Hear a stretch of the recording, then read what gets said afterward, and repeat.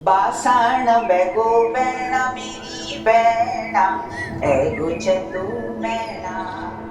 आज हमारे साथ है एक ऐसी शख्सियत जिन्होंने उत्तराखंड के लोक संगीतों को एक नई पहचान, एक नया रंग और एक नई ऊंचाई दी है। डॉक्टर माधुरी बड़थवाल, कला लोक गायन।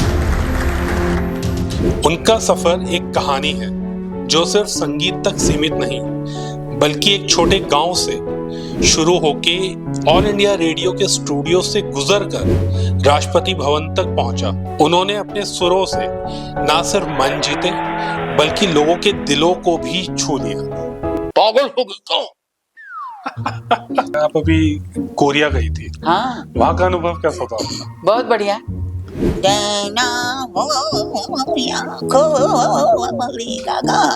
ऐसे करके गा रहे हो। बेचल बात छाती के चलने जम्बे गोली के माला ताला इन्हीं नचने मचुते ऐसे करके। भला करोगे भला मिलेगा, बुरा करोगे बुरा मिलेगा, ऐसे गा रहे हो पूरी तरह। मैंने कहा रुको बस बहुत हो गया, अब मैंने कहा कोई राग गाओ बढ़िया। अति विषम परिस्थितियों से भी गुजरी हूँ मैं, सिर आंखों पे रखा। और वही माधुरी जब घर आई अपने, तो उसके पिताजी ने कहा कि बेटा अब स्टेज पर नृत्य नहीं करना और गाना वाना कुछ नहीं। पिताजी ने कहा कि मैं वैसे भी तो मरना ही है इसने, क्योंकि समाज तो बर्दाश्त नहीं करेगी, वो जीने ही कैसे वो जीने नहीं देगा। तो वो भी मैंने बर्दाश्त किया। उसके फिर उस कोमा में ही चली गई थी मैं, कि लोकगीत भी बहुत बड़ी चीज है। बिल्कुल, है ना। भूल गया जो संस्कार, वो जीवन खरा नहीं रहता। और घर से जड़ से अगर जुदा हो गया तो पत्ता हरा नहीं रहता। देहरादून को देख देख के तो बिगड़ी हमारी ऊपर की जो जो हमारी पीढ़ी है ना। बिल्कुल।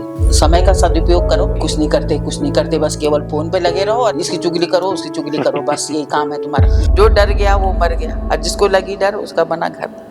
डॉक्टर माधुरी बड़थवाल ऑल इंडिया रेडियो की पहली म्यूजिक डायरेक्टर, पद्मश्री अवार्डी, और जिन्होंने उत्तराखंड के लोक संगीत के लिए अपना सारा जीवन समर्पित कर दिया, उनके बचपन की यादों से लेकर उनके पहले गुरु तक।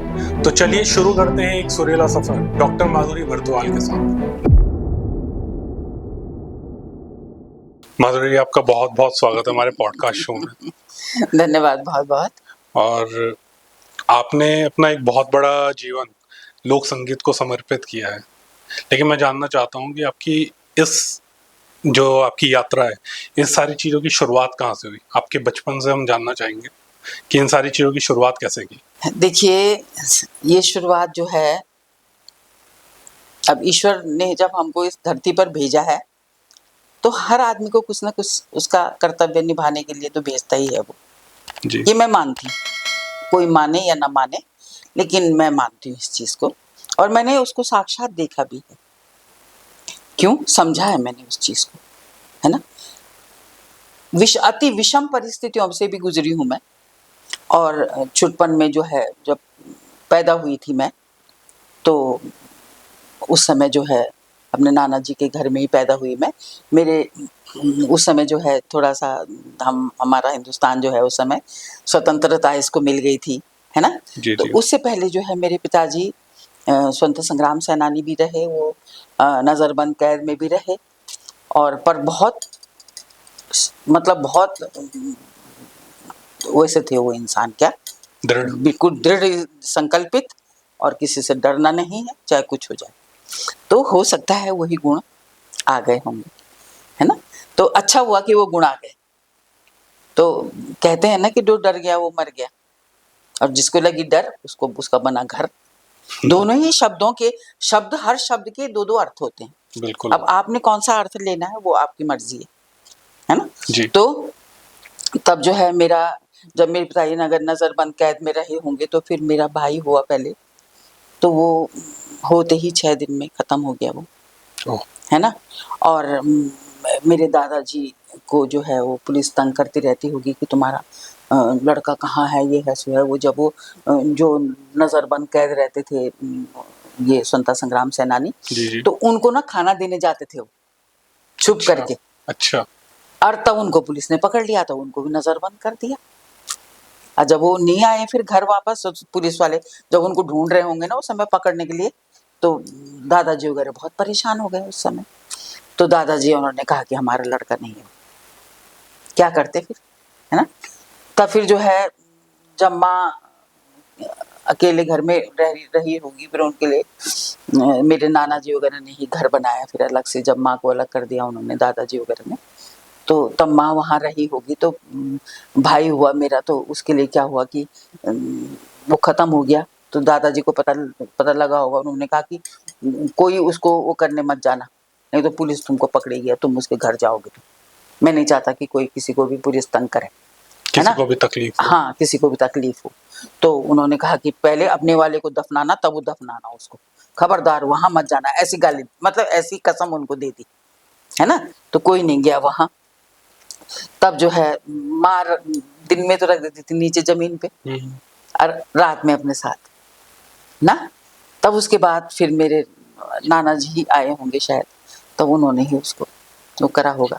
फिर खैर हिंदुस्तान जब आज़ाद हो गया, तो उसके बाद मेरे भाई हुआ दूसरा, तो वो था करीब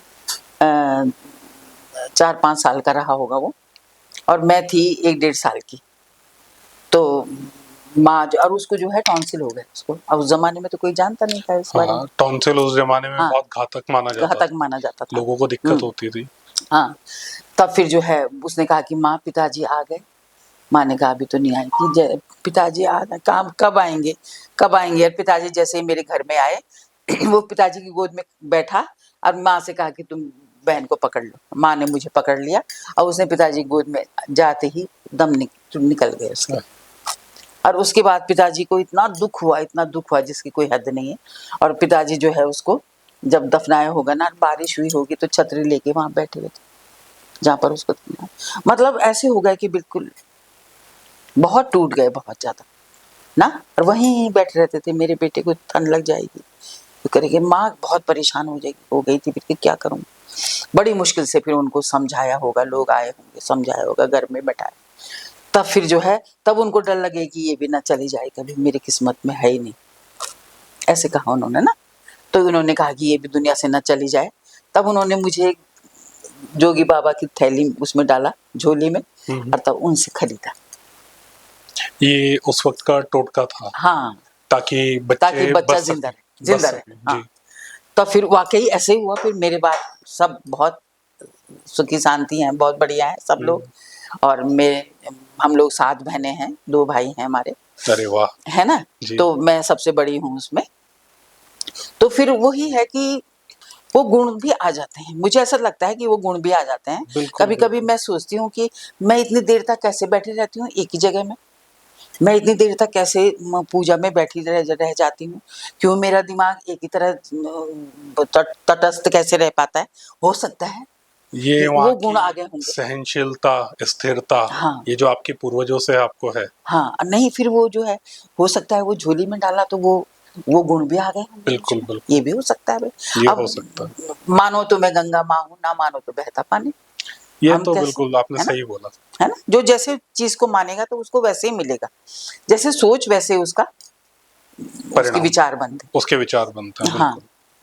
तो फिर जो है तब मेरे माँ बताती थी कि जब मैं पैदा हुई थी तो पिताजी उन दिनों लैंसडॉन में थे और मैं अपने नाना जी के घर में थी। पिताजी मतलब माँ मेरे नाना जी के घर में थी। जी। और जब मैं पैदा हुई तो मेरे नाना जी ने कहा कि जब उन्होंने मेरी जन्म पत्री बनाई, वो राजवैद्य भी थे और वो ज्योतिषाचार्य भी थे बहुत।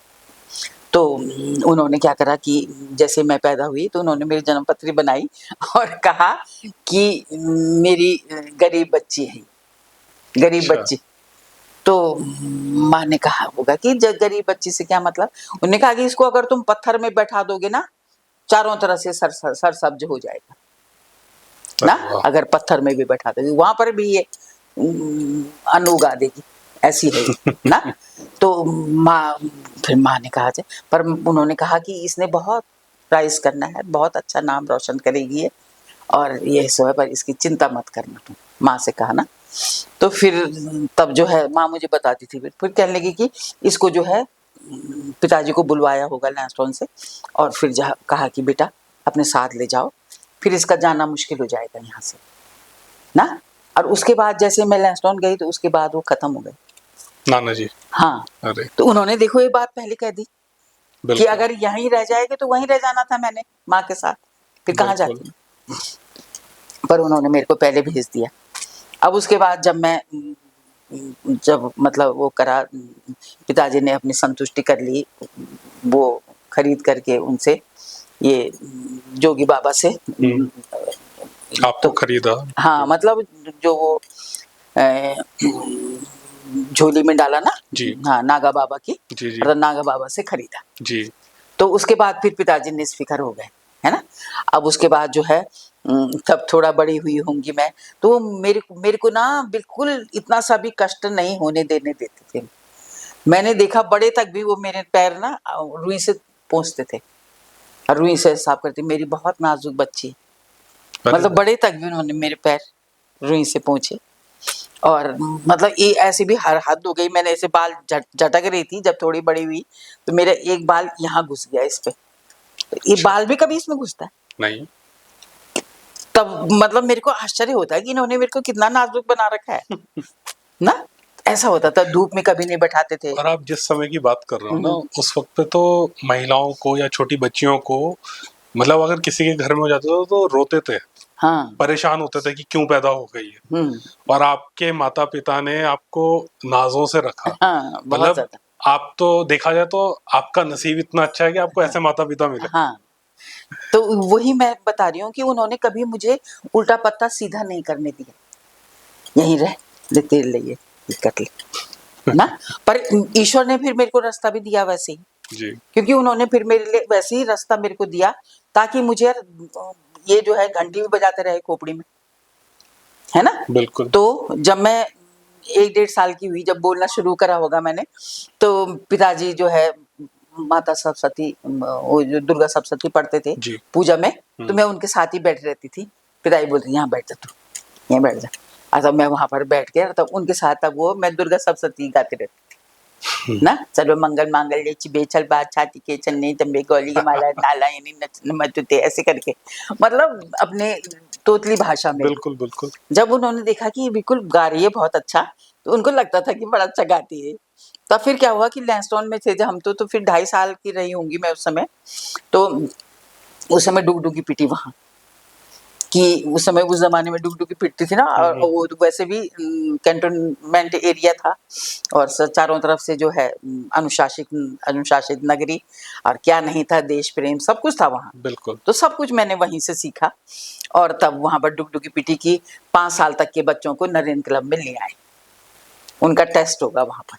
अच्छा। तो पिताजी मेरे को ले गए फिर वहां, और मेरे को जब वहां ले गए तो उन्होंने कहा कि ऐसे करो तुम, मोहे पनघट पे नंदलाल छेड़ गए रे, ऐसे। अच्छा। और मैंने फिर वैसे ही करा होगा, गाया भी होगा, तो मेरा सिलेक्शन हो गया उसमें, है ना। और फिर कोई स्टेट लेवल का कोई वो था कंपटीशन, और उसमें प्रेजेंटेशन हमारा था उसमें। तो एक और भी थी माधुरी भदोला, तो वो स्कूल में पढ़ती थी, तो वो भी बहुत अच्छा गाती थी ना वो भी। तो उनको बनाया कृष्ण और मेरे को बनाया राधा। अरे वाह। और तब फिर हमने नृत्य करा वहां पर, और फर्स्ट आए हम। और जब फर्स्ट आए तो फिर मेरी गांव में थी चाची जी, तो वो वहां पर टीचर थी सरोजनी नेगी। तो उनसे प्रिंसिपल ने कहा कि जो बच्चा फर्स्ट आया है उसको लेके आओ स्कूल में। अरे तो वाह। चाची ने कहा वो तो मेरी भतीजी है कि, तो चाची मेरी को उंगली पकड़ के फिर स्कूल ले गई, और फिर मेरा एडमिशन कर दिया उन्होंने उसी समय। तो अच्छा। तब 3.5 साल लिखवा दिया होगा उस समय स्कूल में, कच्ची एक पक्की एक, फिर ये 1-2 जैसे बहुत सारे वो होते हैं। तब उसके बाद जो है फिर मैं स्कूल में वो करने लगी। फिर मैं वहां पर आज ये करो कल दूसरे को, सब में, मतलब ड्रामे में, नाटक में, गाने में, सब में रहती थी मैं। और तब बस एक्चुअल आपकी उम्र कितनी रही होगी? उस समय मैं 2.5-3 साल की रही हूँ। 2.5-3 साल की? हाँ, अरे। और उस समय शुरू हो गया। और उसके बाद जब मैं 6ठी क्लास तक आई, तब भी मतलब हर जगह हम जाते थे। और तब वहां पूछते थे वो आई है माधुरी उनियाल, माधुरी भदोला, तो तब बोलते थे कि हाँ आई है, तो उन्होंने आना है फर्स्ट, हम तो नहीं आएंगे फर्स्ट। ऐसा हो गया था, मतलब ऐसा सबको वो हो गया था कि यही करेंगे। बच्चे निराश से हो गए थे। हाँ, और मतलब उस समय हमने क्या नहीं सीखा, हमने गुजराती लोकगीत, तन रे गोकुड़ियों ने मन रे गोकुड़ियों गोरु गोरु गाँव रे, ओलू गोकुड़ियों गोरु, ये बचपन में सीखा हमने। और मुझे याद है जब तीसरी चौथी दूसरी तीसरी में पढ़ते होंगे हम, हाँ हाँ हाँ। तब हमने सीखा। एक से एक वहां पर किसी में सीता बनती थी, मैं वो बनती थी। एक जब मैं कौन सी क्लास में थी, मैं उस समय कक्षा 1 में थी शायद उस समय में। तो उस समय क्या हुआ कि एक नाटक वहां पर करना था, तो गुप्ता बहन जी थी कोई, वो हमको सिखाती थी। अच्छा। तो उस समय लड़के भी हमारे स्कूल में पढ़ते थे, और उसके बाद लड़कों का ही, वो लड़के अपने स्कूल में चले गए, फिर वो लड़कियों का ही स्कूल हो गया पूरा। पहले सभी रहते थे, मतलब कम वैसे ही था ना। तो तब क्या हुआ कि उन्होंने कहा कि तब एक लड़का था, बिष्ट क्या नाम था उसका, वो था, तो उसको बनाया राम, और एक और था चक्रवर्ती, उसको बनाया लक्ष्मण। लक्ष्मण। तो उसने कहा कि वो है, अब जो है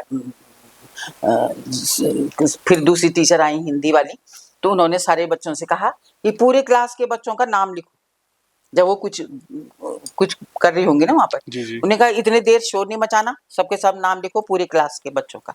अब सारे क्लास के बच्चों का नाम तो हमने लिख दिया, पर चक्रवर्ती लिखना नहीं आया। अच्छा। अब जो चक्रवर्ती था बगल में, तो मैंने कहा चक्रवर्ती अपना नाम लिखना बता दो, कैसे लिखते हैं। मैंने कहा तुम्हारा नाम लिखना नहीं आ रहा मुझे। मैं तो नहीं बता रहा, मैं तो नहीं बता रहा। मैंने कहा क्यों नहीं बता रहे, तो सबने बोल रहे बता देना। तो वो कह रहा कि पहले मुझे राम क्यों नहीं बनाया, मुझे, मैं तो राम ही बनूंगा ना। और भैया तो क्या करना था, तो उसको जो है वो 1 नंबर हमारा कट गया उसमें, चक्रवर्ती में। और पूरी क्लास में सही लिखा सबने, बस एक वही नाम नहीं लिख पाए हम। तब टीचर ने बोला होगा कि लक्ष्मण कह रहा मैं तो सांवला हूँ, मुझे बनाना चाहिए राम। राम तो सांवले थे और वो गोरा है ना। तो तब टीचर ने कहा कि तू छोटा भी तो है, हाइट में छोटा है, जो बड़ा भाई तो राम ही बनेगा ना, वो तो हम उसके मुंह में थोड़ा सा वो लगा देंगे, है ना। तो ये है बस। तब उसने तो मुंह फुला के रहता था वो ना। तो फिर ऐसा हुआ, ऐसे भी होता है दिनों में। और इतने सालों बाद मुझे चक्रवर्ती जब वहां मिला, मैं कहने की तो मुझे पहचानते हो, मैंने कहा बिल्कुल पहचानती हूँ, तेरे को कौन नहीं पहचानेगा। मैंने कहा, और तब उसके बाद मैंने कहा तेरे को याद है वो कहानी, कहने लगा हाँ याद है। और तुम्हें बहुत याद है। मैंने कहा वो तो पता, याद तो होगी, है ना, याद करने लायक तो है ही। मैंने कहा भाई वो तो है ना। तो ऐसे भी दिन थे वो। लेकिन जब छठी क्लास में आई मैं, तो छठी क्लास में मैंने गाया वो कुमाऊनी लोकगीत था, चैत्र मास वाला। तो उसमें भाई अपनी बहन से मिलने के लिए आता है, तो उसमें वो माधुरी बनी थी भाई मेरा, और मैं उसमें बहन बनी थी। और फिर हमने वो खुली गए छो दैणा न रहना एगो चैतो मैणा, कफुआ बसण बैगो बैणा मेरी बैणा, बहुत सुंदर ना। बिल्कुल। तो वो मैं कभी नहीं भूलती उसको, और वो हर समय मेरे जो है मन में ऐसा भीजा हुआ है ना, वो लोकगीत, मैं उसको नहीं भूल वो पाती। मन के सबसे पास है आपके। हाँ, वो है कि फुली गे छो दैणा नारायणा एगो चैतो मैणा कफुआ बासण बेगो बैणा मेरी बैणा एगो चैतो मैणा, कसी छाई जूली मेरी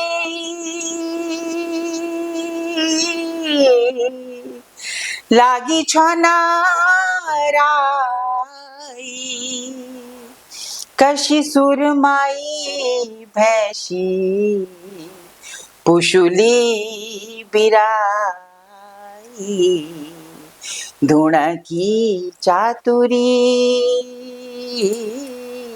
कैशी, धुण की चातुरी कैशी मालुशाई दैणा नरैणा एगो चैतो मैणा कफुआ बासण बेगो बैणा मेरी बैणा एगो चैतो मैणा। कितना सुंदर है ना। बिल्कुल। और यही जब मैंने वहां पर गाया, और उसके बाद हमने नृत्य करा इसमें, तो उसके बाद जो है सारी हमारे स्कूल में फर्स्ट आई, उसमें हम दोनों फर्स्ट आए।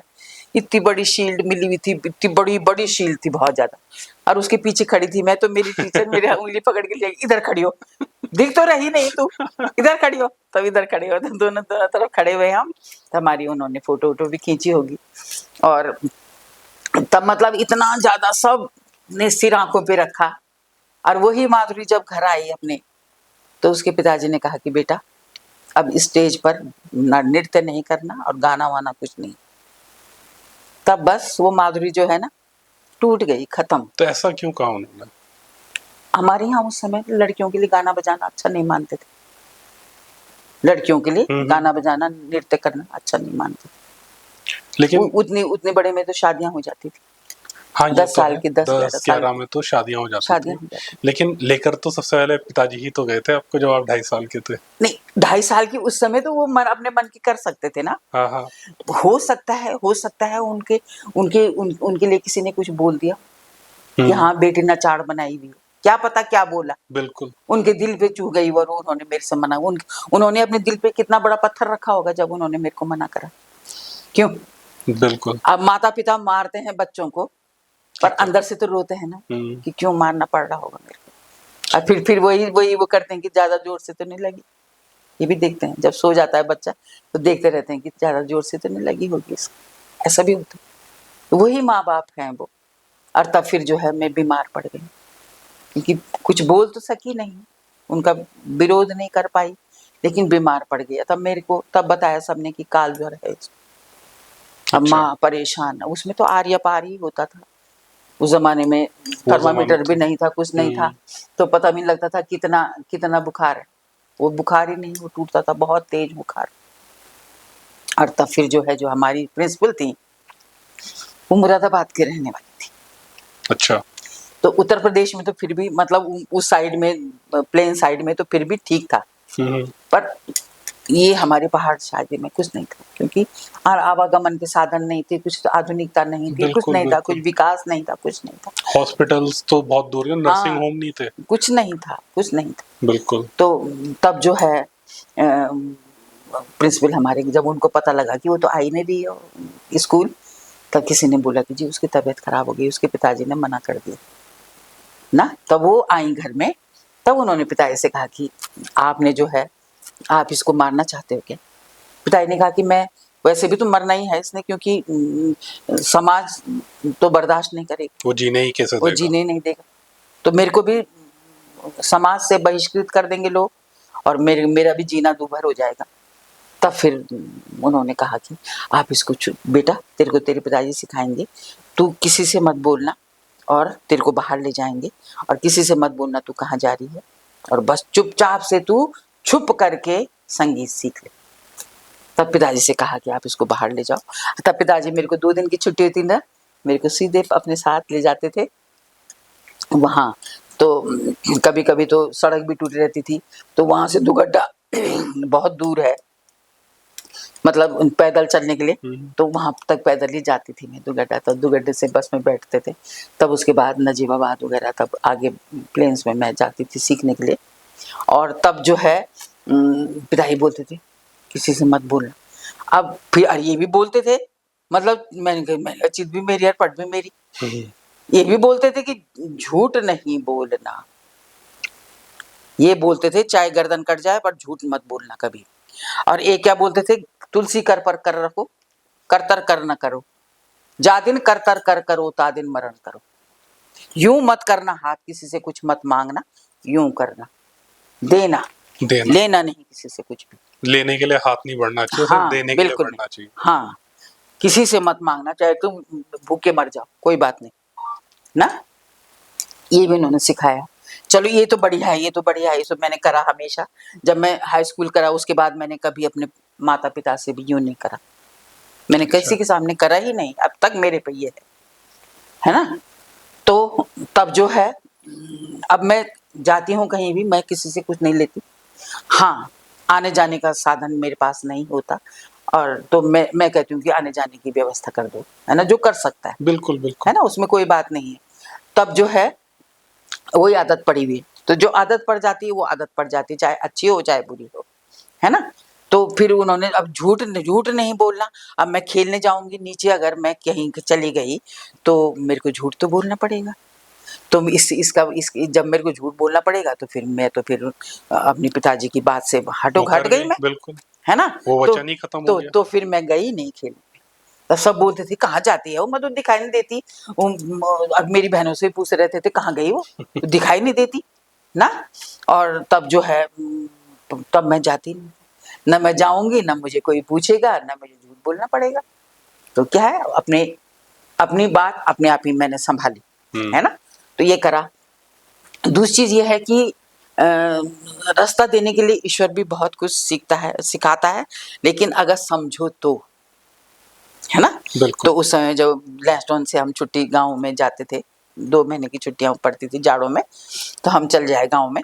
तो वहां पर जो है गिट्टी खेल रहे थे मैं और मेरी छोटी बहन। तब तक मेरे ताऊ जी अपने सर्विस पे जा रहे थे। उन्होंने सारे बच्चों को पैसे देते थे ना, चवन्नी अठन्नी ऐसे करके 1 आना 2 आना ऐसे देते थे। तो उन्होंने मेरे हाथ में भी 1 आना रखा, और रखते रखते बोला उन्होंने कि मेरे भाई की लड़कियां हो रही थी। उस समय हम 3 बहनें थी। अच्छा। कि वो तो अपने बेटियों को इधर उधर गधेरों में ब्याह देगा, मैं तो अपनी लड़की को मास्टर नहीं बनाऊंगा। अब उनके मुंह से निकल गया, ईश्वर ने निकाला उनके मुंह से, क्योंकि उन्होंने मेरा जीवन बनाना था। इसलिए ईश्वर ने उनको साधा, उनको बनाया एक सारथी के रूप में उन्हें भेजा आपके उनको भेजा, है ना। और उनके मुंह से ये निकल गया, और वो मेरे सिर में, मेरे पे चुभ गई वो बात। फिर मैं गई अपने घर गई। मैंने उनका 1 आना लिया, वहीं पर रखा उनकी सीढ़ी में, और मैं सीधे अपने घर चली गई अपनी बहन को लेके, चल घर चल। और वहां जा करके फिर मैंने अपनी माँ से बोला कि माँ तुम मेरी शादी तो नहीं करोगी। अब एक छोटा बच्चा अपनी माँ से पूछ रहा है कि तुम मेरी शादी तो नहीं करोगी। तब आपकी उम्र कितनी रही होगी? ऐसे 4-5 साल की। ये 5 साल के वक्त? हाँ। और तब माँ ने कहा कि क्या क्यों बोल रही हो ये, पर मेरी माँ समझ गई कि इसको जरूर किसी ने कुछ बोल दिया, है ना। तो माँ ने कहा कि शादी तो करनी पड़ती, लेकिन तू शादी नहीं करेगी तो क्या करेगी। मैंने कहा मास्टर नहीं बनूंगी मैं। तो माँ ने कहा कि मास्टर नहीं तो तब बनेगी जब पास होती रहेगी, और मेहनत करेगी, पढ़ाई करेगी, तो मास्टर नहीं बन जाएगी तू, और अगर फेल हो गई तो शादी हो जाएगी। तो मेरे सिर में रख देना इतना बड़ा बोझा, है ना, कि अगर नंबर कम आ गए तो शादी नहीं मान सकते। तब मेरे साथ क्या था, खौफ भी था और शौक भी था। शौक तो गाने का, और खौफ था कि कहीं फेल ना हो जाऊं, है ना। तो डर गया, जो डर गया वो मर गया, और जिसको लगी डर उसका बना घर। अब डर इसका था कि मेरे को पढ़ना है, मेरे को वो भी करना है। तो सुबह सुबह उठ करके मैं 4 बजे पांडे में जा करके, जहाँ वो सामान रखा रहता है ढयपुर में, और वहां जा करके, और तब मैं वहां पर पढ़ाई भी करती थी, रियाज अपना, किताब भी खुली रहती थी वाली, और उसके बाद गाती रहती थी मैं अपने राग रागनियाँ वगैरह।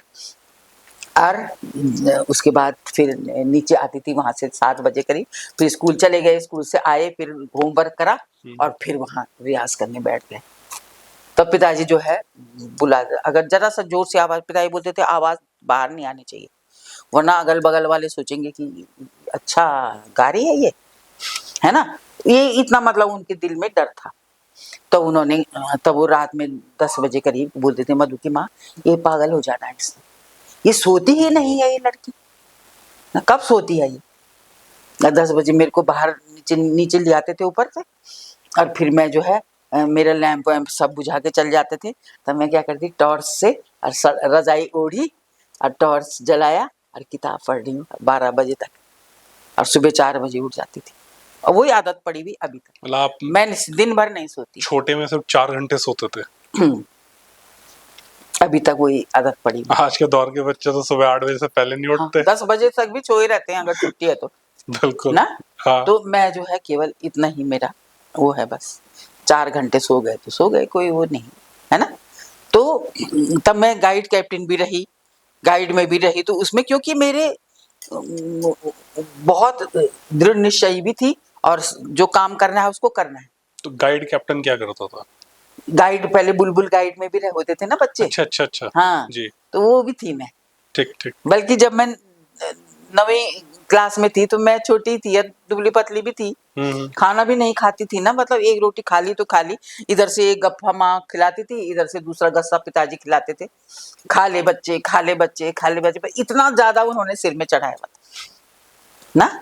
और मेरे को एक सूत्री कार्यक्रम था, मुझे पढ़ना है, मुझे पढ़ना है, तो खाना वाना भी सब गोल, सोना ना खाना, एक रोटी खा ली तो खा ली, तब वो मेरे को दूध पिला देते थे कि चल दूध पी के कम से कम कुछ तो पेट में कुछ तो जाएगा, कुछ तो जाएगा।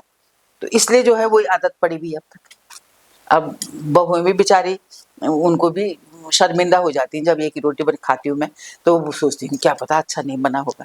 मैंने कहा आदत पड़ी है मुझे, एक ही रोटी खाती हूँ, तो पर अब तो पता लग गया ना सबको।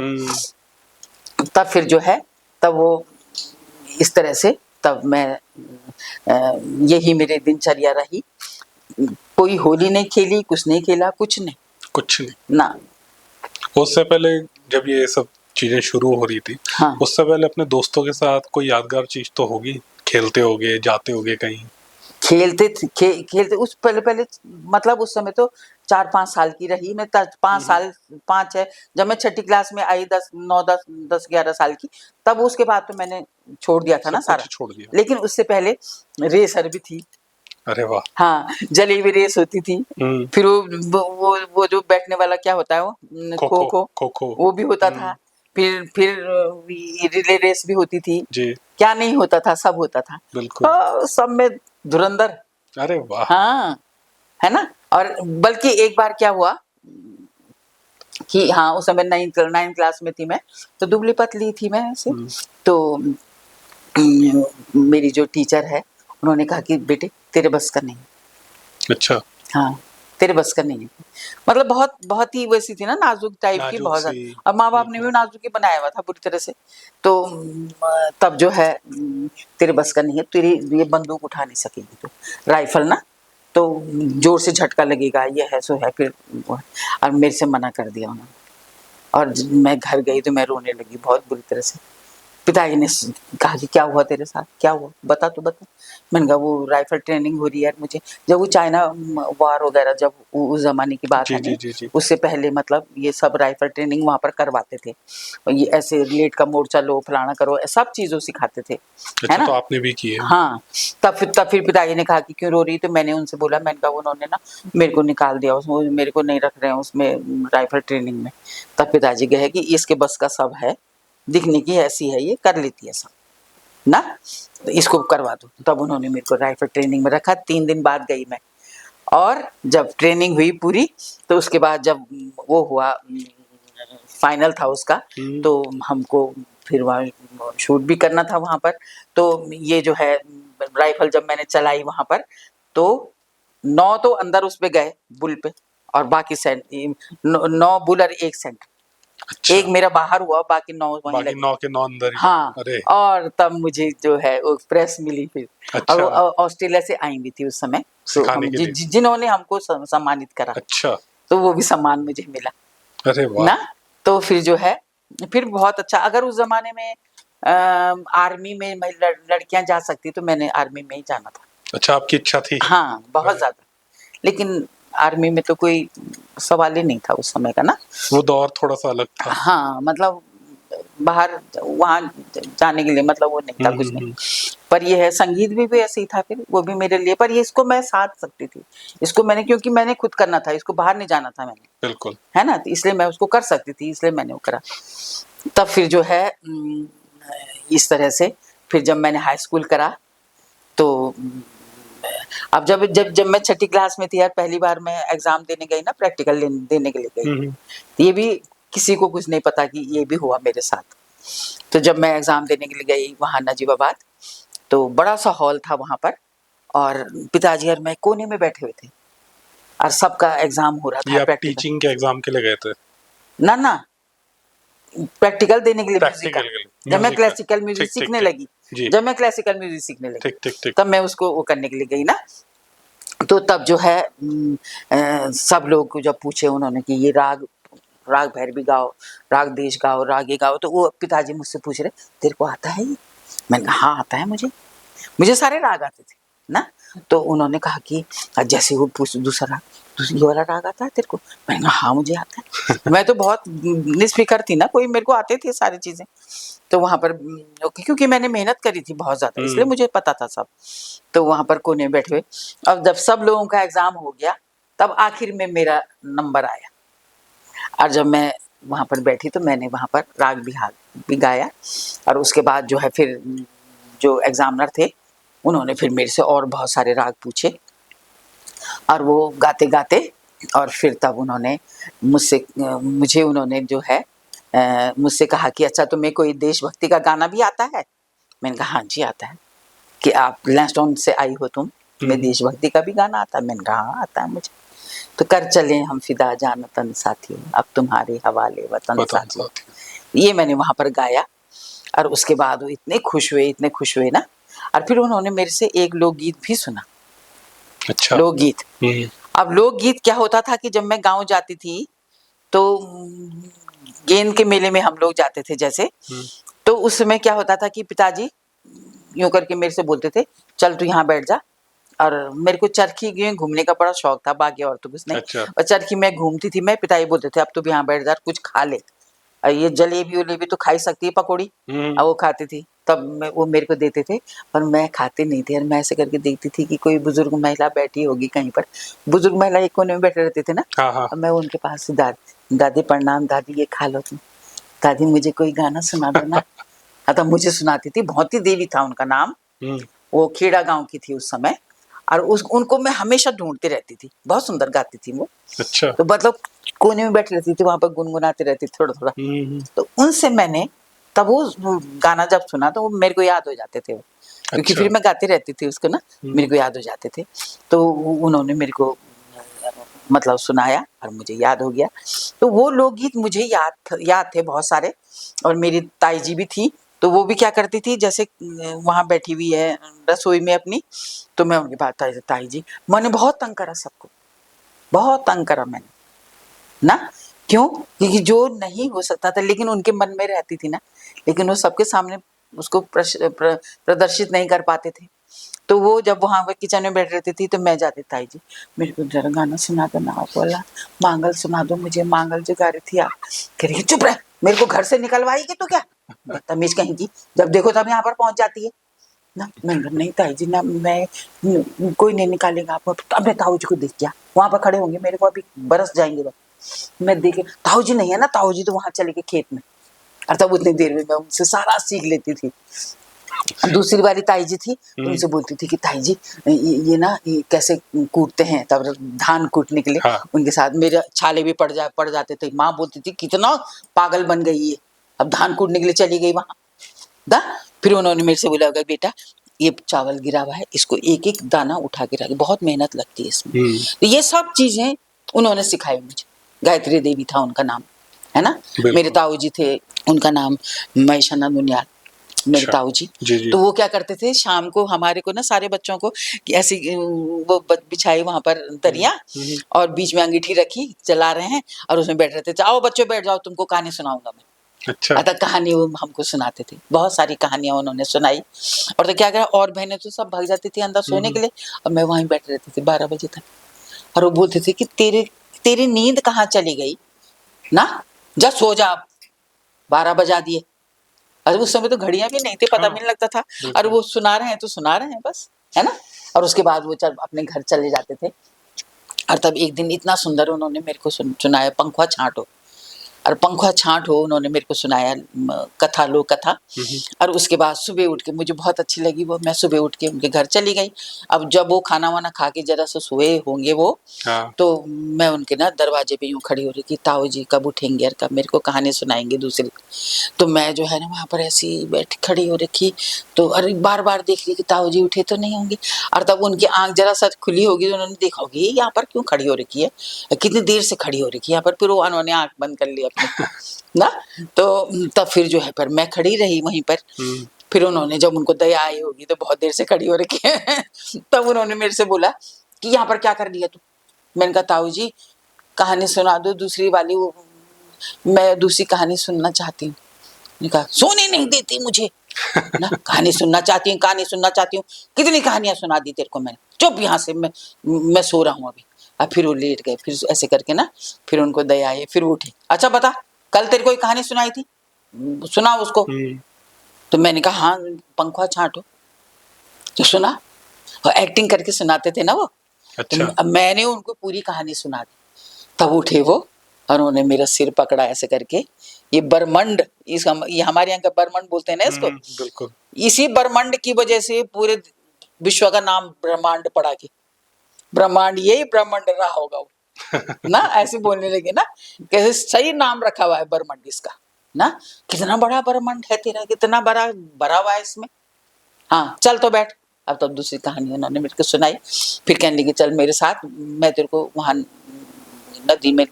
नदी में जाते थे ना, हाँ, तो वहां ले जाता हूँ और वहां पर बंदर भगाएंगे और ये करेंगे। तो कनस्तर बजा बजा के हम बंदर भी भगाते थे।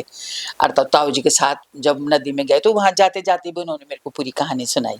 फिर उसके बाद उन्होंने जो भी वहां पर से वो लाए होंगे सब्जी वब्जी जो भी लाए होंगे तोड़ ताड़ के, तो उसके बाद जो है फिर वो वापस आ रहे थे हम दोनों।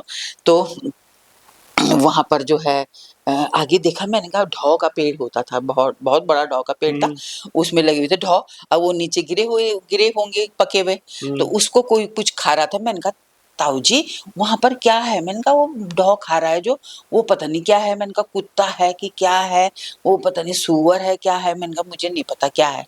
उन्होंने कहा ई बाबा भालू है वो, भालू भालू था वो ना। उन्होंने कहा भालू है, चल मेरे पीछे छुप जा, आगे मत दिखना तू, उसके सामने मत दिखना तू।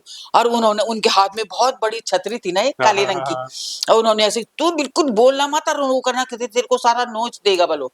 और वो जो है फिर मैं जो उनके ऐसे उनके कोट पकड़ के ना ऐसे धीरे धीरे उनके पीछे पीछे चल रही थी, और उन्होंने भालू के सामने छड़म अपनी छतरी खोली और भालू ऐसा रपट हुआ कि जिसे कोई हद नहीं। भालू ने सोचा वो दूसरा भालू कहाँ से आएंगे। और उसके बाद वो घर आ गए हम, है ना। तो ऐसे ऐसे मजेदार बातें थी। अब जब मैंने जब हाई स्कूल करा, तो हाई स्कूल हाँ तब वो जो हमारे जो वो थे ये एग्जामिनर, तो उन एग्जामिनर ने जो है फिर मुझसे वो वाला लोकगीत पूछा, लोकगीत भी सुना उन्होंने। तो जिया बोए नागिना जिया ढोल बाजे, जे नंता जिया ढोल बाजे।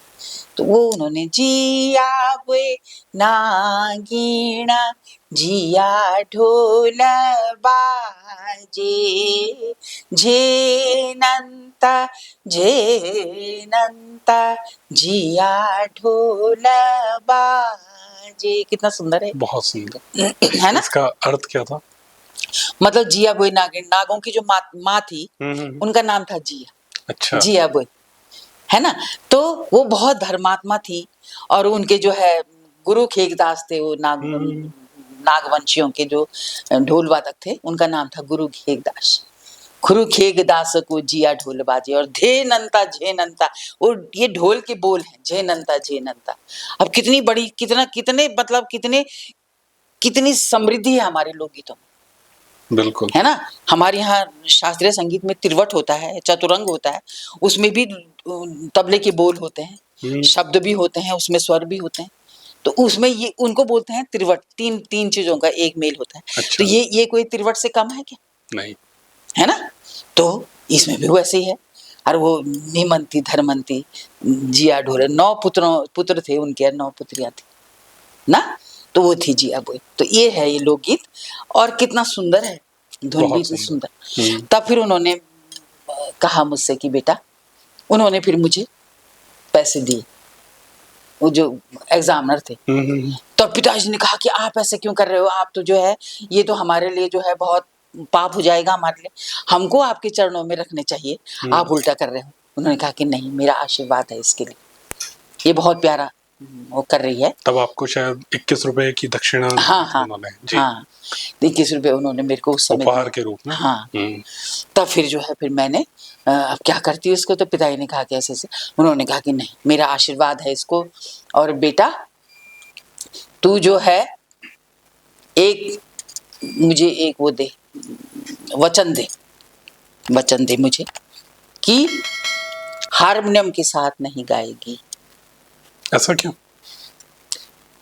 हारमोनियम के साथ अगर मैं गाऊंगी ना तो मैं यहाँ पर नहीं गा सकती, मैं अभी गा नहीं सकती थी। अच्छा, मैं पहले स्वर देखती उसका, तब हारमोनियम बजाती और तब गाती। पहले आप उसका मेल बैठाते अपने हाँ। साथ, तब गा पाते। हाँ, तो उन्होंने कहा कि तू ऐसे गा, साजिया नागिन, साजिया नागिन, अब ये है स्वर, अलग अलग स्वर है, बिल्कुल। नहीं समझे? तो उन्होंने कहा कि बिल्कुल हारमोनियम के साथ, उस पर डिपेंड हो जाता है फिर आदमी, उसके बिना नहीं गा सकता। स्टेज पे गवाने को पहले वो इसको देखेगा कि क्या है भाई, ऐसा होता है। बिल्कुल, लेकिन आपका तो जो शुरुआत के 8-10 साल तो बिना हारमोनियम के ही रहे ना। हम्म, उसके बाद जो है तब उन्होंने मेरे को ये कहा, तो फिर सवाल ही नहीं था वो, तो फिर मैं वही रियाज जब मैंने उन्होंने बस वचन ले लिया था फिर तो हाँ, तो मतलब ही नहीं था। रियाज मैंने करा ही नहीं उससे भी। तो फिर तब ऐसे कर, जब हाई स्कूल करा मैंने तो कला अध्यापिका के रूप में मेरा अपॉइंटमेंट हो गया, हाँ, है ना। टीचर कला अध्यापिका वो कहाँ हुआ? टिहरी में, टिहरी। राजमाता इंटर कॉलेज में, है ना। तो वहाँ पर हुआ वो, और तब जो है वहाँ पर जब मैं पिताजी ने कहा कि चल अब कला अध्यापक है पर चल लेते हैं, क्या हो रहा है, वापस आ जाएंगे अगर ज्वाइन नहीं कराएंगे तो। बिल्कुल। तो वहाँ से उस समय संगीत उंगीत नहीं होता था, उस समय केवल कला अध्यापक होता था, कोई भी कला हो, आलेखन कला हो, कोई भी कला हो, कला अध्यापक। तो फिर जो है जब वहाँ गई मैं, तो वहाँ पर गुप्ता मैडम थी प्रिंसिपल, उन्होंने कहा मैं तो ज्वाइन कराऊंगी इसको, मैं नहीं जानती क्या इसको माधुरी आई है ना, मैं तो इसको ज्वाइन कराऊंगी। बिल्कुल। तो मेरी स्कूल का तो वारे न्यारे करेगी, बहुत बढ़िया होगा मेरे स्कूल का वो काम, और तुम जो है मैं तो इसको ज्वाइन कराऊंगी। और फिर मैं तो झबली पहन के गई थी, उसे फ्रॉक पहन के, तो उस समय वही पहनते थे। आपकी उम्र भी कम थी। हाँ, और फिर जो है तब उन्होंने अपने घर ले गई, फिर उन्होंने मेरे को साड़ी पहनाई और मुझे ज्वाइन करवाया। तो मैं 3 दिन रही वहाँ उस समय। तो उसके बाद फिर छुट्टियाँ पड़ गई थी वहाँ, दशहरे और दीपावली की शादी पड़ी, तो मैं फिर वापस अपने घर आ गई। और उसके बाद जो है फिर मेरा 27 दिन में मेरा ट्रांसफ़र हो गया लैंसडाउन अपने यहाँ, है ना। तो और हमने किसी को नहीं बताया कि हम क्या हुआ क्या नहीं हुआ। तब फिर जो है लैंसडाउन जब ट्रांसफ़र हो गया तो मैं अपने स्कूल में फिर जाने लगी वहाँ पर, वहाँ ज्वाइन कर लिया मैंने। तो हमारे यहाँ लैंसडाउन की हमारे मेरे भाई लगते हैं बड़े, तो अरविंद जुयाल भाई साहब ना, तो वो भी हमारे मोहल्ले में ही रहते थे वहीं पर। तो वो जब मेरे को अब मिले ना इतने सालों बाद, तो उन्होंने मेरे से बोला कि जब तू स्कूल जाती थी साड़ी पहन के, तुझे पता है कि लोग क्या बोलते थे? मैंने कहा भाई साहब मुझे तो नहीं पता पर क्या बोलते थे कि कोई बोलता था कि अरे अब तो देखो साड़ी पहन के जाती है मधु, और इनकी स्कूल में जो है अब ड्रेस बदल गई उनकी, अब वो इंटर में चली गई तो वो उसकी ड्रेस बदल गई, अब सारी लड़कियां जो है वो ये साड़ी पहन के जाएंगी स्कूल में। तब तक दूसरे ने कहा कि अरे नहीं भाई, उनके यहाँ नाटक हो रहा होगा, नाटक में काम कर रही होगी, वो नाटक में शरीक हो रही होगी, तो इसलिए जो है वो साड़ी पहन के जा रही है। तब तक तीसरे ने कहा अरे कुछ नहीं है ऐसा, मास्टरनी बन गई वो। मास्टरनी कैसे बन सकती है भाई? मास्टरनी हाई स्कूल के बाद कौन बनता है मास्टरनी? ना ट्रेनिंग करी, ना कुछ करा, ये मास्टरनी कैसे बन सकती? बिल्कुल। तब फिर उन्होंने कहा कि गाने बजाने की मास्टरनी बनी है वो, कि गाना बजाना भी विषय होता है क्या? ऐसा भी था। और तब सबको पता लगा कि गाना बजाना भी विषय होता है। और तब उन्होंने कहा कि बेटा हमारे बच्चों को भी पढ़ाए, तो हजारों बच्चों को मैंने पढ़ाया।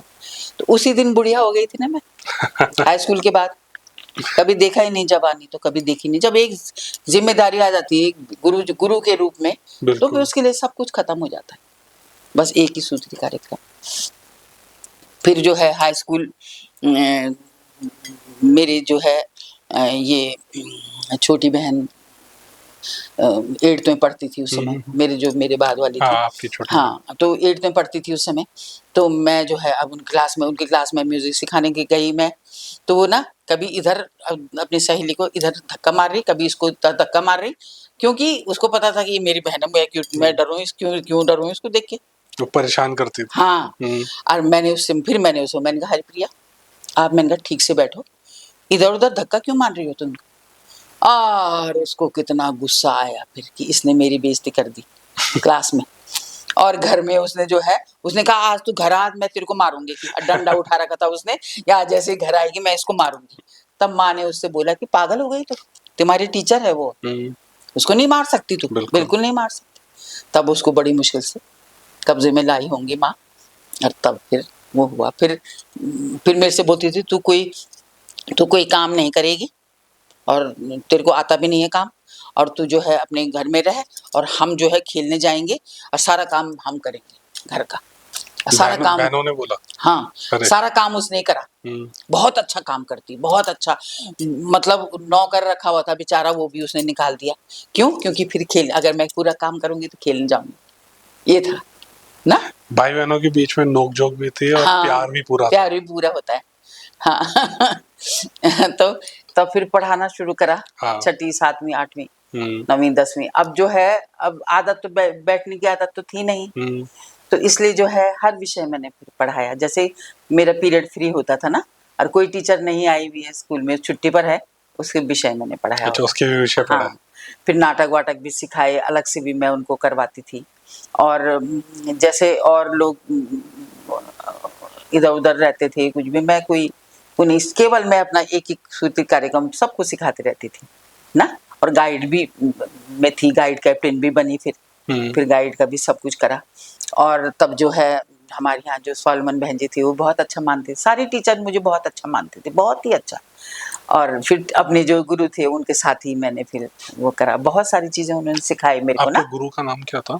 मेरे संगीत वाले जो गुरु थे तो हरि गणेश केलकर जी थे, और ज्वाला प्रसाद शर्मा जी थे जी, है ना।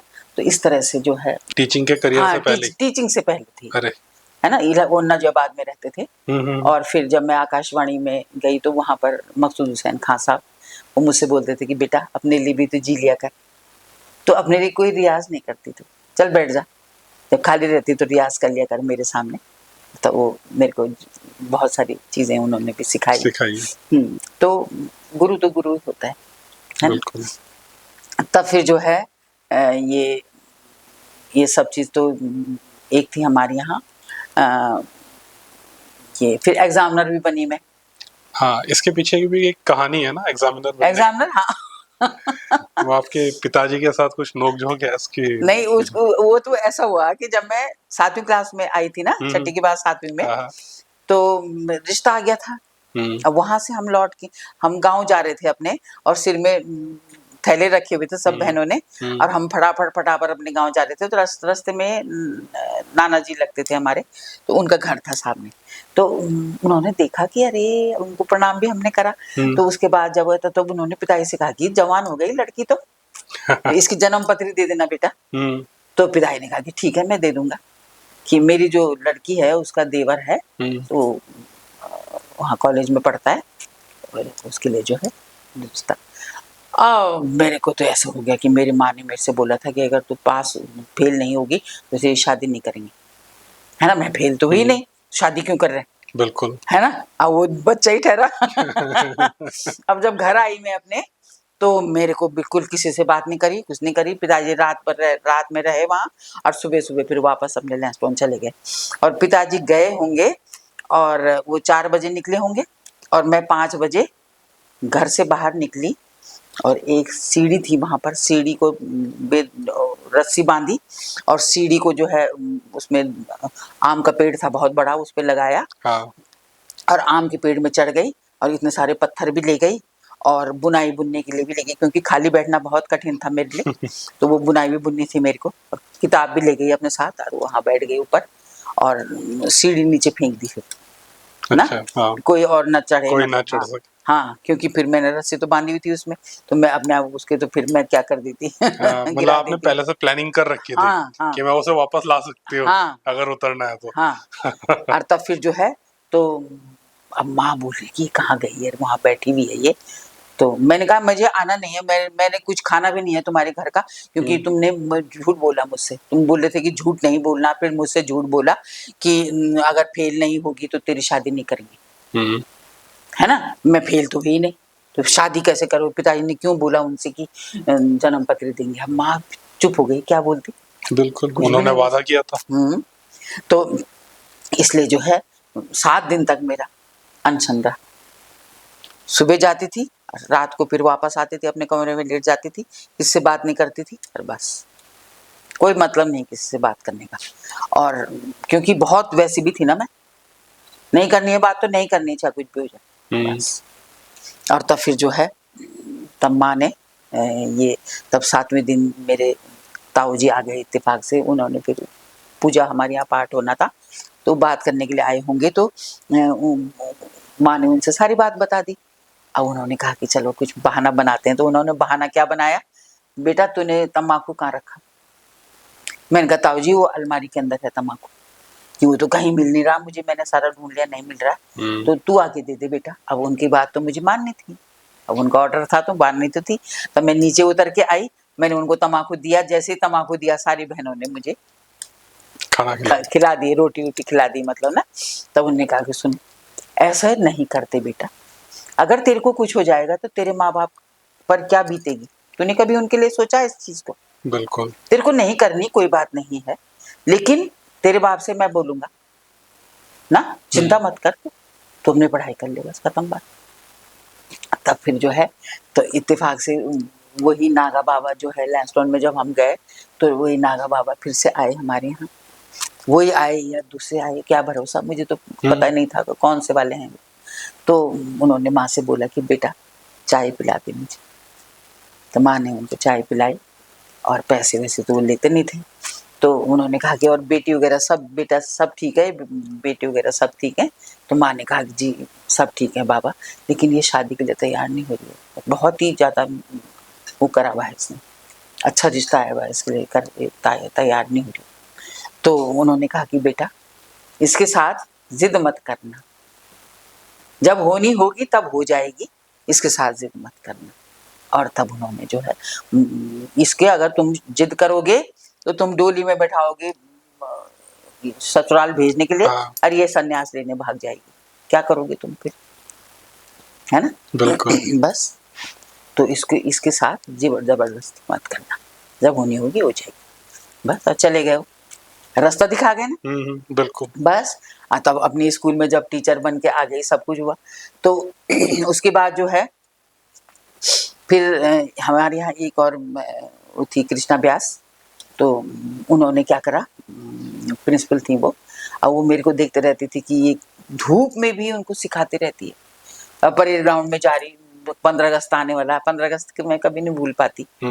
तो 15 अगस्त आने वाला है, अब ये जो है ना परेड ग्राउंड में सिखा रही है लड़कियों को, 300 लड़कियों को, बच्चों को सिखाती रहती थी ना मैं, नृत्य वगैरह ना।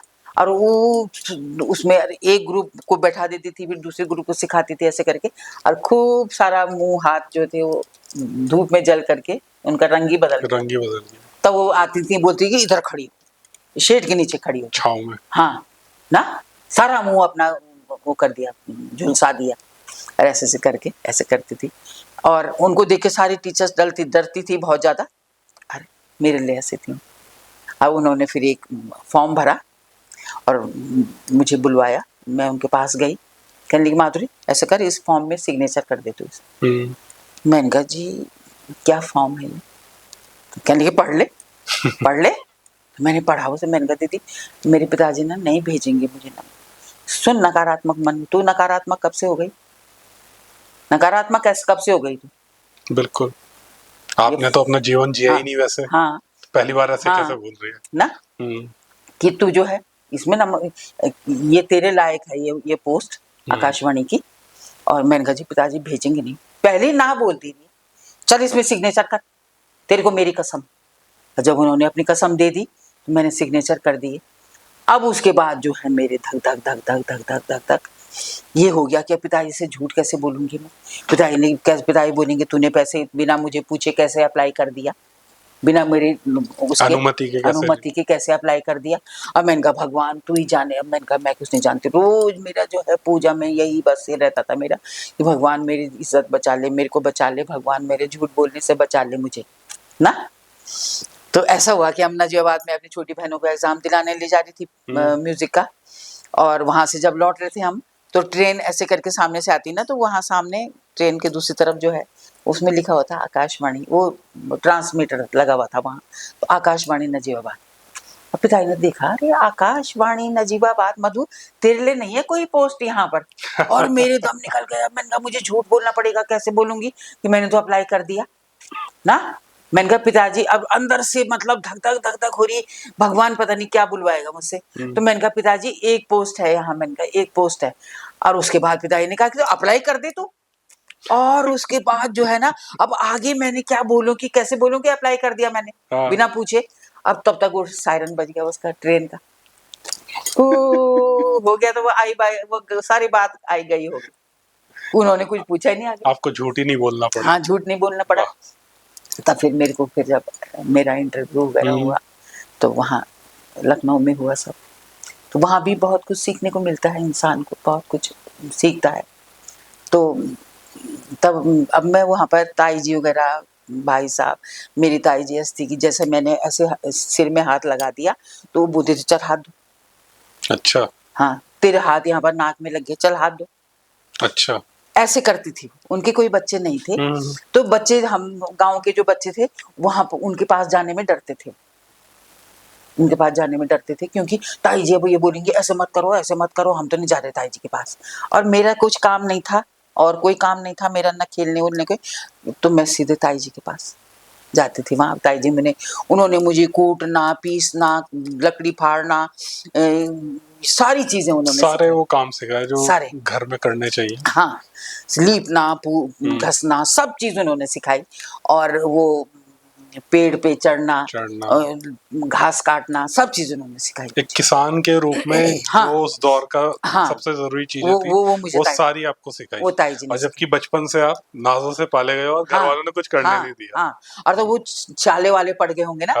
पर फिर माँ ने कुछ नहीं, मतलब वैसे नहीं बोला, बस ये था कि अब सुन, इतने जोर जोर से मत कूटा कर ना, ना। तो फिर वो करते हुए, तो फिर मतलब ताई जी की भी विपरीत नहीं कर सकती ना मेरे को कि वो गलत कह रही है। हाँ, वो सही कह रही है भाई, उसमें तो सीखना तो है ही। तब वो करके, तब खैर मैंने सारी चीजें वो करी, और तब वही चीज मेरी काम आई बहुत ज्यादा जगह।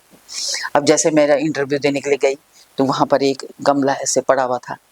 तो पहले मैंने वो जो गेट कीपर थे, मैंने उनसे बोला, मैंने कहा भैया आप, मैंने कहा इसको सीधा कर दो और ये मिट्टी उट्टी सब हटा के इसके ऊपर। तो वो अंदर शीशे, वो उसमें सब दिख रहा था, इंटरव्यू सब देख रहे थे कैमरे में। ठीक है, कैमरा लगा, तो वो दूरदर्शन और आकाशवाणी का तो वहाँ कैमरा लगा होता तो वो सब देख रहे थे। जब अंदर गई मैं, तो फिर जैसे हम लोग सब बाहर बैठे थे, 1600 करीब लोग आए थे पूरे हिंदुस्तान से, और एक पोस्ट के लिए। अरे तो उसमें 208 या 210 ऐसे लोगों का वो हुआ, सिलेक्शन हुआ प्रैक्टिकल में ना। तो वहां पर एक आए टीचर थे, वो तो मुरादाबाद से आए। वो कहने लगे आप लैंसडॉन से आई हैं? मैंने कहा हाँ जी। मैंने कहा इनको कैसे पता भाई मैं लैंसडॉन से आई हूँ? तो कहने लगी कि आपका सिलेक्शन होगा। मैंने कहा से कैसे बोल रहे हैं आप? कहने लगी कि कृष्णा व्यास हमारे यहाँ जो प्रिंसिपल हैं, उन्होंने कहा कि तुम्हें जाने की जरूरत नहीं है वहाँ, उसका सिलेक्शन होगा ना। मेरे को अजीब सा लगा। मैंने कहा देखो ये कैसे बोल रहे हैं, अकेली थी मैं बस, बाकी सारे जेंट्स ही थे उसमें। अच्छा। हाँ, उस जमाने में। तब फिर जो है, जब मैं अंदर गई इंटरव्यू के लिए, तो फिर मैं सब पहले नमस्कार वगैरह करा, फिर उन्होंने कहा बैठो, तो तब मैं बैठी। तो वो सब ताई जी ने ही सिखाया हुआ था मेरे को। तो ये सीखने वाली जो हमारी टीचर्स थी, उन्होंने भी सिखाया था बहुत सारी चीजें। कैसे आदर सत्कार करना है सबको, कैसे बैठा जाता है, कहीं जाते हैं तो वहाँ पहले वो, जब वो तुमको वो बोलेंगे बैठो तब बैठना है ना, ऐसा है। फिर उन्होंने बहुत सारे क्वेश्चन पूछे मुझसे, फिर कहने लगे क्वेश्चन खत्म हो गए। तब फिर मेरे को अजीब सा लगा। मैंने कहा इन्होंने तो सारे वैसे ही क्वेश्चन पूछे मुझसे, टेक्निकल से। हाँ, मतलब ये जो मेरे बारे विषय रहे होंगे और भी सारी चीजें। तो मैंने कहा संगीत के बारे में तो इन्होंने कुछ पूछा ही नहीं, है ना। तब फिर जो है मेरे को अजीब, मैंने फिर उनसे बोला, मैंने कहा सर, मैंने कहा मैं एक बात कहना चाहती हूँ। कहने लगे कि हाँ बोलिए। तब फिर मैंने कहा कि आपने जो जिस क्षेत्र के लिए आपने वो स्टेशन खोला है, उसके विषय में तो कुछ पूछा ही नहीं आपने। कहने लगे उसके विषय में हम कुछ जानते नहीं, और कोई दक्षिण भारत से आ रहे, कोई पूरब से, कोई पश्चिम से, कोई पता नहीं कहाँ से। तो अब ये तो बिल्कुल बैकवर्ड इलाका था ना, यहाँ तो यहाँ के बस हमें किसी को पता ही नहीं था।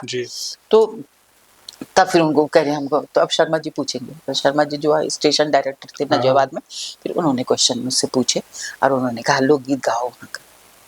तो ये भी मेरे को रास्ता दिखा दिया ना ईश्वर ने कि लोकगीत भी बहुत बड़ी चीज बिल्कुल है ना। लोकगीत हमारी पहचान है, लोकगीतों से पहचान होती है। तो ये आपको वहां पे एहसास हुआ? हाँ, मतलब तो आपका, मतलब बचपन से ही कितने एहसास हुए मुझे। आप बचपन से सीखते आ रहे हो, लेकिन आपको उस इंटरव्यू में ये एहसास हुआ कि हमारे तरफ के जो लोकगीत है हाँ, उनका महत्व है क्या? है क्या, है ना। तो उसके बाद जो है स्कूलों में भी मैंने बहुत लोकगीत सिखाए, बहुत नृत्य वगैरह सब सिखाए, लेकिन ऐसा नहीं था कि लोकगीत बहुत बड़ी चीज है। बहुत बड़ी चीज है, लेकिन वहां जाके मुझे ये उसका अनोखापन आपको एहसास हुआ। हाँ, कि लोकगीत अगर हमारे लोकगीत हैं तो हम हैं, नहीं तो हमारे को कोई नहीं पहचानता, है ना। तो यही है। तो तब जो है मैंने फिर उनको एक लोकगीत से, फिर उन्होंने जाने कितने लोकगीत सुने मुझसे, फिर एक कोई म्यूजिक के रहे होंगे, उन्होंने कहा कि ये कौन से राग में है, फिर मैंने बताया ये राग में है। ऐसे से फिर राग रागनियों में भी मेरे को लगा कि राग रागनियों की उत्पत्ति इन्हीं लोकगीतों से हुई। तो फिर मैंने जब आकाशवाणी ज्वाइन करा तो मैंने यही विषय रखा अपना, किसका, स्टेशन का, जो मैंने पीएचडी करी जिसमें। अच्छा हाँ, आपकी एक किताब भी है इसमें ना, राग रागिनियां। जी बिल्कुल। तो इसका जो है मतलब ये भी मुझे रास्ता मिला कि मैं इस पे पीएचडी कर सकती। तब तो फिर मैं क्या करा कि जो मेरे, जब मैं अपॉइंटमेंट नजियाबाद हो गया तो वहाँ तो सब चीज, पहले तो मैंने म्यूजिक डायरेक्शन नहीं देना था सब चीज में, वो तो भजन गीत गजल जो भी है सब में उनसे सिखाना था। फिर बहुत सारे लोगों से मैंने ये भी बोला कि मैंने कहा भाई कब तक एक ही देश गान गाते रहोगे, आप लोग मैंने कहा देश गान भी लिखिए जो कवि थे वहाँ के अच्छे अच्छे। तो उन्होंने फिर उन्होंने एक से एक देश गान लिख के दिए, तो वो मैंने देश गान सब वो कराए। और फिर मतलब क्योंकि बैठने की आदत थी नहीं, 24 घंटे तो काम में था, फिर 9 बजे चल जाती थी और 11 बजे तक मैं ऑफिस में ही रहती थी। एडिटिंग सब खुद ही करती थी, खुद करता था। हाँ, सब चीज सीख लिया मैंने, किसी को तंग नहीं करा कि तेरे को इधर आओ फलाना आओ इधर आओ, कुछ नहीं, है ना। तो तब जो है इस तरह से ये सारे विषय, मतलब सारे विषय थे तो आते तो थे, सारे विषय तो ठीक। कृषि में भी अच्छी थी मैं, तो कृषि वगैरह सभी, वो भी कृषि जगत वाले जा रहे हैं छुट्टी तो उनका क्लास, उनके वो भी मैं देख लेती थी। अगर कोई नाटक वाले जा रहे हैं तो वो भी मैं देख लेती थी। फिर मैंने नाटक भी लिखे, फिर मैंने रूपक भी लिखे, बहुत सारी चीजें फिर उनको गढ़वाली में सिखाया। अब जैसे वहां गई ये जो है टिहरी राजमाता इंटर कॉलेज में, तो उसके उधर जा करके नीचे जो है गंगा जी, अब वो भी लोकगीत मेरे को बहुत अच्छा लगता था। धन मेरी धनोली धना, धन तेरी लस कमरा, धन मेरी धनोली धना, धन तेरी लस कमरा, काखड़ी को रहतो, काखड़ी को रहतो, रटपटी माँ तेरा बना लस कमर, धौली पोड़ी गए तो धना धन तेरी लस कमर। जब मैंने वहां देखा मैंने कहा आहा, ये तो वाला लोकगीत इसमें बिल्कुल फिट बैठ रहा है। और इसको मैंने जब नजियाबाद थी तो मैंने मोहम्मद हुसैन जी से तब ये उनको सिखाया, उनसे गवाया, सीमा नील सहगल से गवाया हमारा लोकगीत, मेरा बाजू रंगा रंग बिचरी रंगली, ये सब सिखाया मैंने उनको। जितने भी वहां थे उनको रोहेलखंडी लोकगीत भी सबको सिखाए, सब अच्छा उनसे करवाया। और जो घूंघट में महिलाएं जो अपने घर में बेचारे रहती थी और उनकी बहुत अच्छी आवाज थी, उनको उनके घरों से भी मैं लेके आई आकाशवाणी में, उनको बिल्कुल, क्योंकि मैं महिला थी वहां पर, इसलिए उनके घर वालों ने भी मना नहीं करा, है ना। जी जी। तो जब अच्छा काम करो और सबके लिए वो बनो एक प्रेरणा स्रोत, तो वो आते हैं सबके सब, ऐसा नहीं है ना। तो वहां पर भी बहुत सारी जो है महिलाओं को आज कितना नाम रोशन कर रही हैं वो लोग, तो मुझे अच्छा लगता है। और जब मैं देखती हूँ कितना बढ़िया काम कर रही है, तो वो जो है ये फिर मुझे लगता है कि मेरा ही सम्मान तो है। कोई एक ऐसा स्टूडेंट है जिसको आप आज भी याद करते हो उसने बहुत अच्छा काम किया है? नहीं, बहुत सारे हैं ऐसे, तो बहुत सारे हैं, होता है ना, अब ये देखो जैसे एक है, अनोखे होते अब जैसे ये है कि मेरे हस्बैंड भी बीच में चले गए थे दुनिया से जी। तो वो भी मैंने बर्दाश्त किया, उसकी फिर उसे कोमा में ही चली गई थी मैं। और तब जब उन्होंने मेरे को बिल्कुल वैसे देखा होगा सफ़ेद साड़ी में, और वैसे देखा होगा उन्होंने, जो मेरे स्टूडेंट थे उनको बर्दाश्त नहीं हुआ। उन्होंने कैसी कैसी कविताएं मेरे ऊपर लिखी, और एक ने तो अपनी उंगली काटी और मेरी यहाँ पर लगा दी, आप ऐसे नहीं रहोगे ना। ऐसे भी थे। एक ऐसी भी है वहाँ पर कि पिछली बार 8 तारीख को जो है वो था ये अंतर्राष्ट्रीय महिला दिवस जी। तो मेरे को सम्मान मिल रहा था वहाँ दिल्ली में। उन्होंने कहा कि सब लोग उनसे बोल रहे होंगे कि महिला दिवस मनाओ, तो उन्होंने कहा कि आज नहीं है मेरा महिला दिवस। अब जब मैं वहाँ से आई तो 26 तारीख फिर वो मेरे पास, उन्होंने मेरे घर आई, उससे पहले कहा दीदी अब 26 तारीख को आपको आना पड़ेगा, हमारा महिला दिवस उसी दिन होगा, जब तक आप आएंगे हाँ, तब हमारा महिला दिवस होगा, वरना हमारे लिए कोई महिला दिवस नहीं। तब मैं वहाँ गई तो रोने लगी, बुरी तरह से चिपक गई। मैं अपने दिन याद करके मैं उनको भूल भी नहीं सकती। और वो आज आपने मेरे को यहाँ तक प्यार भी ऐसे करता है जैसे आप उनकी माँ ही हैं। हाँ, बहुत बहुत प्यार करते ना।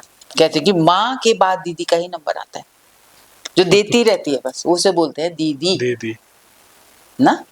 तो तब जो है, तब वही है कि आज उसका जो है इंटर कॉलेज है वहाँ पर उसका विकलांग आश्रम है, वहाँ पर उसका गायों का वो है बहुत बड़ा, क्या बोलते हैं, गौशालाएं, कई गौशालाएं ना। उनके हस्बैंड भी डॉक्टर हैं। अच्छा ना।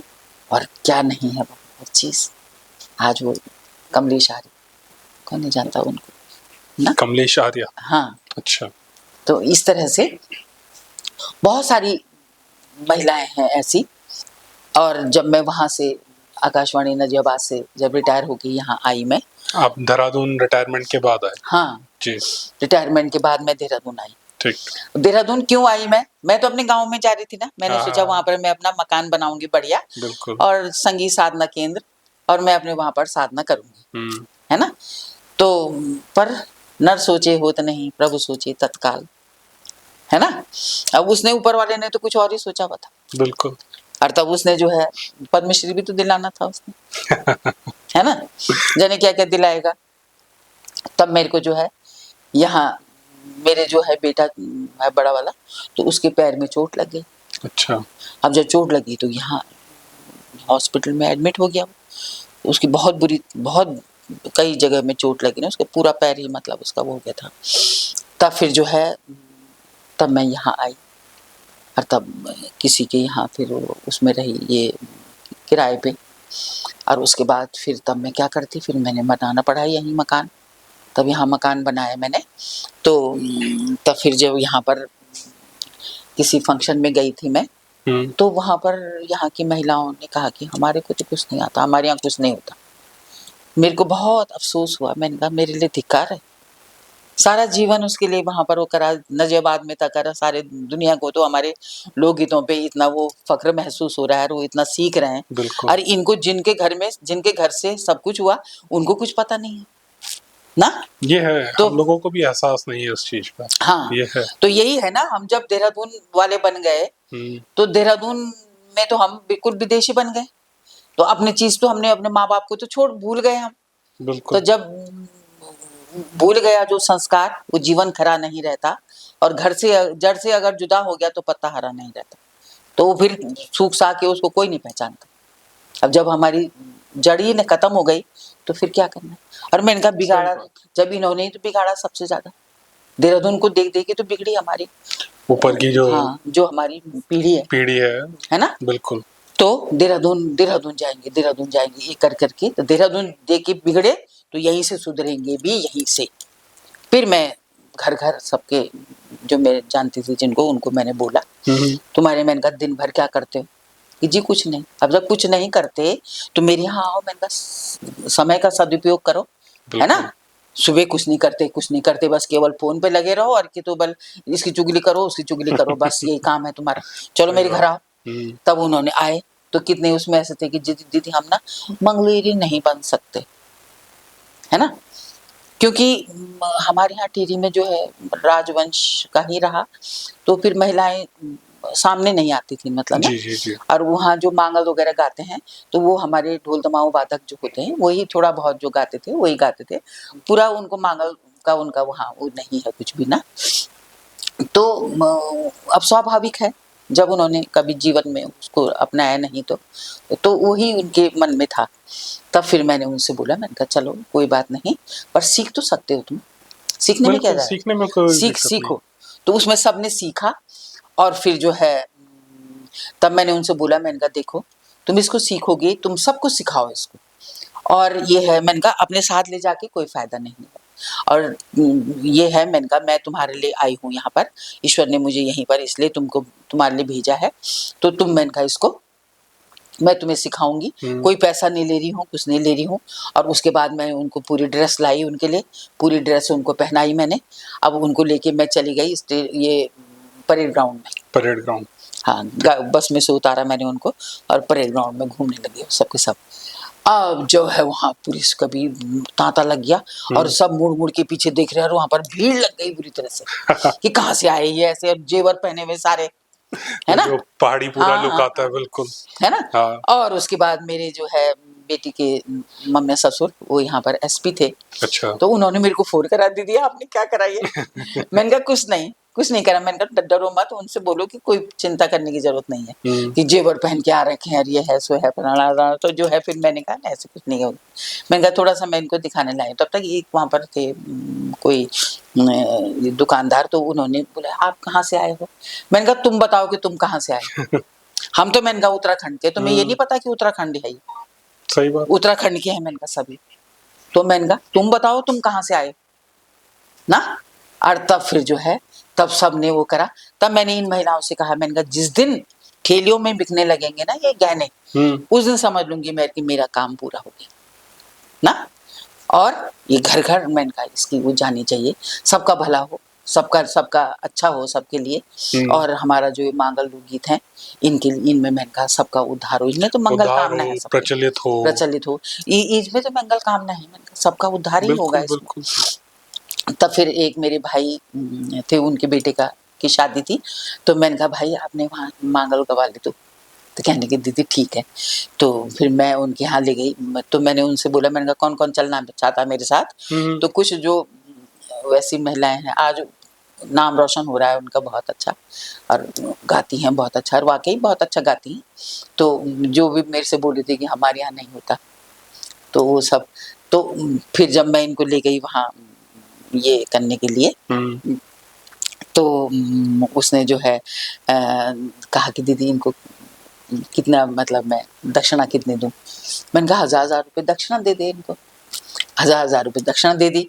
अब दूसरे दिन वो क्या करा उन्होंने कि थोड़ा थोड़ा मिठाई लेकर के क्लास में पहुंच गए, तो सबने कहा कि किस बात की मिठाई बांट रहे हो भाई, तो उन्होंने कहा कि हम मांगल में गए थे और जो है वहाँ हमें ना दक्षिणा मिली 1000 रुपये, कि पैसे भी मिलते हैं इसमें तो उन्होंने कहा कि हाँ उन्होंने हमको दक्षिणा लग दी। मैंने कहा और क्या वो दक्षिणा मिलती है, मैंने कहा पैसे नहीं मिलते दक्षिणा मिलती है।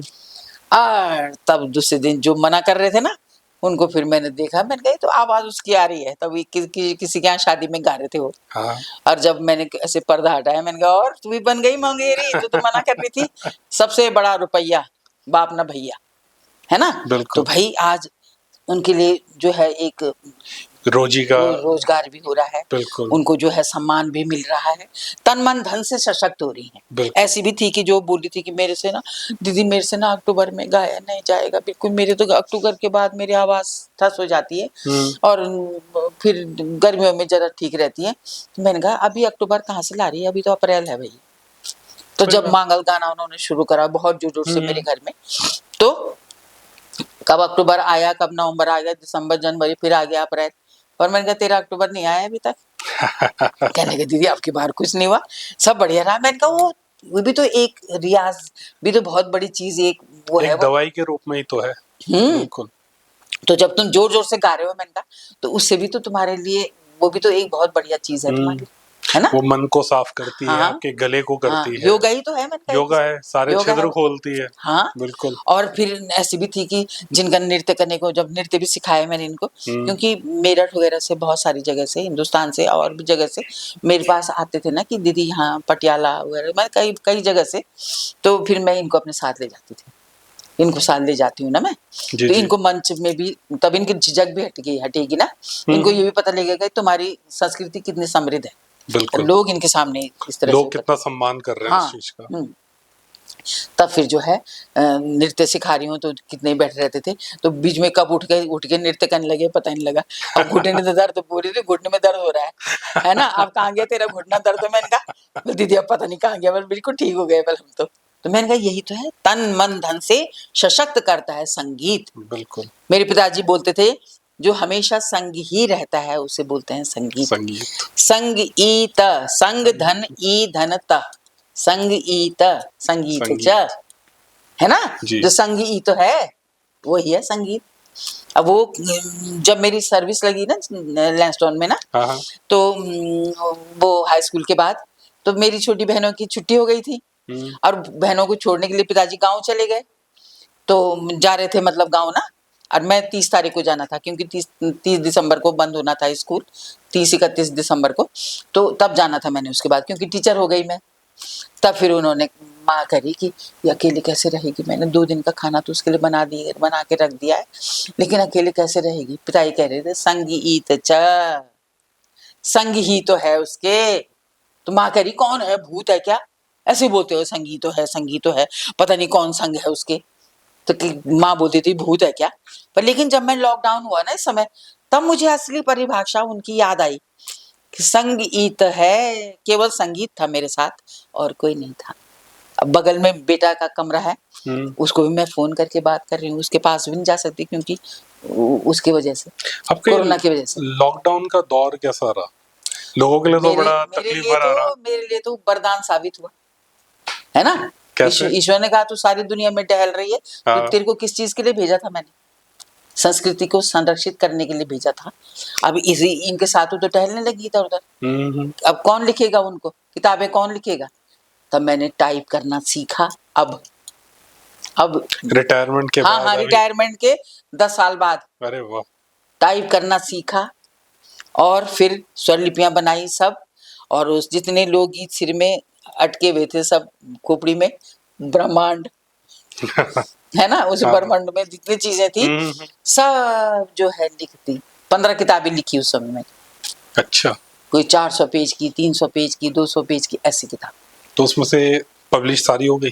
पब्लिश उसमें से एक तो मांगल हुई है बहुत फेमस जो चली है। वो जो मांगल हुई, अब जो है थड़िया चौंपला इसकी हो रही है। 2 किताबें मैं अभी छपवा रही हूँ। अच्छा। और एक जो पीएचडी वाली है मेरी गढ़वाली लोकगीतों में, राग रागिनी जी, हाँ, वो प्रकाशित हो चुकी थी। वो अब दोबारा प्रकाशित हो रही है। अच्छा। वो सब निकल गई थी, उसको अपडेट करके दोबारा। हाँ ठीक। तो ये हो रही है, और इस तरह से जो है सारी चीजें संरक्षित हो गई। अब मुझे किसी चीज की टेंशन नहीं है। क्यों? क्योंकि ये जो है स्वरलिपिबद्ध जब हो जाता है तो उसकी धुन भी अमर हो जाती है। कोई आपके ऊपर भी किताब लिख रहा है? हाँ, बोल तो रही थी वो सुधा पांडे जी। जी। तो संस्कृत विश्वविद्यालय की जो सचिव थी, कुलपति थी वो, तो उन्होंने बोला है वैसे, तो अब देखते हैं क्या आपके उस पे। हाँ, क्या आपका जो जीवन की जो गाथा है उसके ऊपर। और वो तो आनी भी चाहिए, हर कोई जानना चाहता है, क्योंकि आपका जीवन जैसे आप बता रहे हो बड़ा ही इंटरेस्टिंग जीवन है। हाँ। अब ये है कि जैसे देखो कि मेरी जो है ताऊ जी की लड़की, तो उसकी शादी हो गई थी इसी साइड में। उस समय तो पूरा यूपी में ही थे हम लोग, तो सहारनपुर साइड में उनकी शादी हुई थी। तो उनके परिवार वाले थोड़ा दूसरे टाइप के थे ना जी, तो वो मतलब उनकी मतलब बहुत ही ज्यादा उनके साथ दुर्व्यवहार हुआ होगा, जो भी हुआ मतलब, तो वो दुनिया से चली गई थी। अच्छा। है ना। तो जब वो चली गई तो फिर अब सारे लोग बोलते रहते हैं ऐसा हुआ वैसा, उसका ये था फलाना अलाना, जो भी था। अब बच्चों ने जो सुनते हैं तो वही दिमाग में आ गई होगी दिमाग में ना। तो तब मैंने कहा मुझे शादी बिल्कुल करनी नहीं है। मैं तो करने भी वैसे भी नहीं करने वाली थी। और मुझे क्या मतलब इन लड़कों से मुझे चिढ़ मच गई थी बहुत ज्यादा ना, कि पुरुष वर्ग में ये लोग ऐसे होते हैं।